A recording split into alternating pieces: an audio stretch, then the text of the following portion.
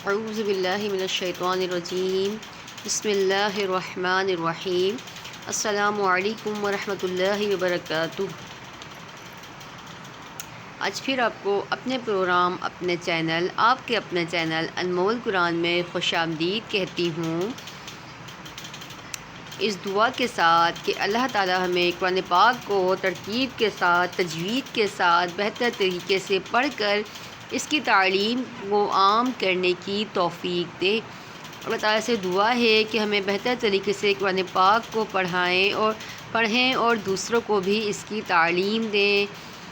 انشاءاللہ عزوجل ہماری کوشش ہوتی ہے کہ آپ کو ترتیب سے قرآن پاک کی تعلیم دیں، ہر حرف کے مخرج بتائیں، تختی کا تعارف بتائیں، تفصیل سے مدنی قاعدہ پڑھائیں تاکہ آپ کو آگے پڑھنے میں آسانی ہو۔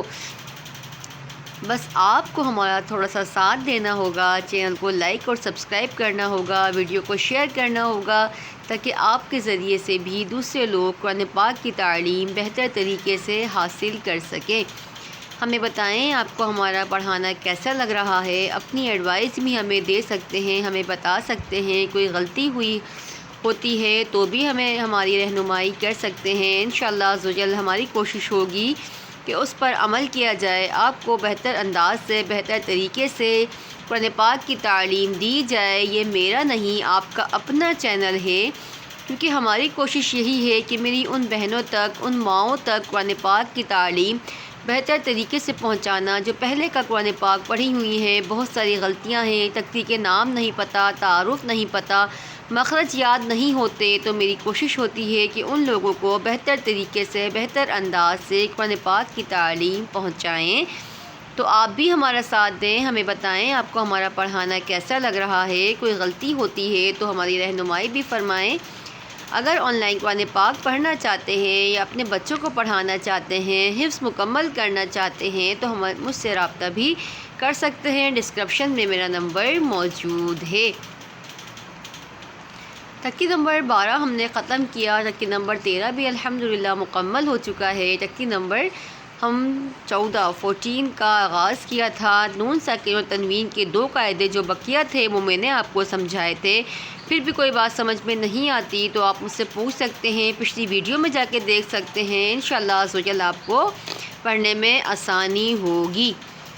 آئیے سبق کا آغاز کرتے ہیں۔ تختی نمبر 14 ہے، پھر سے ریپیٹ کرتی ہوں، نون ساکن اور تنوین۔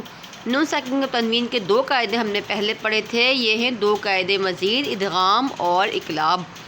نون ساکن اور تنوین کے بعد اگر حرف یرملون میں سے کوئی حرف آ جائے تو ادغام ہوگا۔ را اور لام کو بغیر غنہ کے باقی 4 میں غنہ کر کے پڑھیں گے۔ حرف یرملون 6 ہیں، یا، را، میم، لام، واو، نون۔ اقلاب کا قاعدہ، چوتھا قاعدہ ہے ہمارا اقلاب۔ نون ساکن اور تنوین کے بعد اگر حرف آ جائے تو اقلاب ہوگا، یعنی نون ساکن اور تنوین کو میم سے بدل کر اخفا کریں گے، یعنی غنہ کریں گے۔ آئیے ہم تختی کا آغاز کرتے ہیں۔ بسم اللہ الرحمن الرحیم۔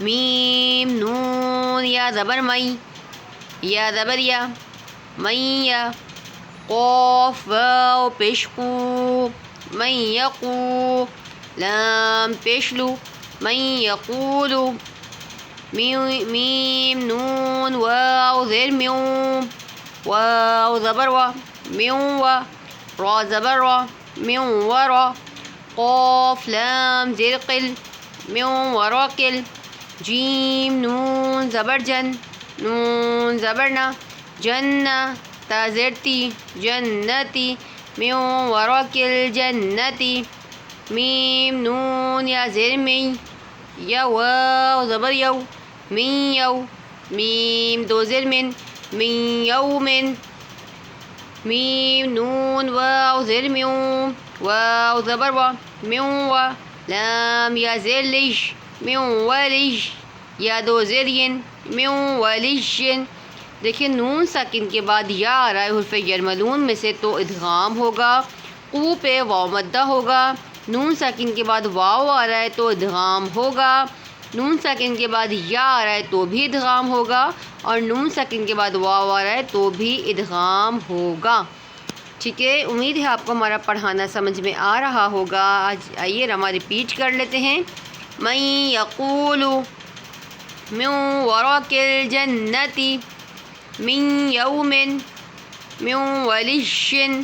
ٹھیک ہے، اگر کوئی بات سمجھ میں نہیں آتی تو پوچھ سکتے ہیں۔ آن لائن قرآن پاک کے لیے دنیا میں جہاں بھی ہیں آپ گھر بیٹھ کر آرام سے خود بھی تعلیم حاصل کریں، اپنے بچوں کو بھی اس کی تعلیم دیں تاکہ قرآن پاک کی تعلیم کو آگے لے جایا جا سکے۔ اپنا بہت سارا خیال رکھیے گا، دعا میں یاد رکھیے گا۔ ملتے ہیں کل ایک اور سبق کے ساتھ۔ اللہ حافظ۔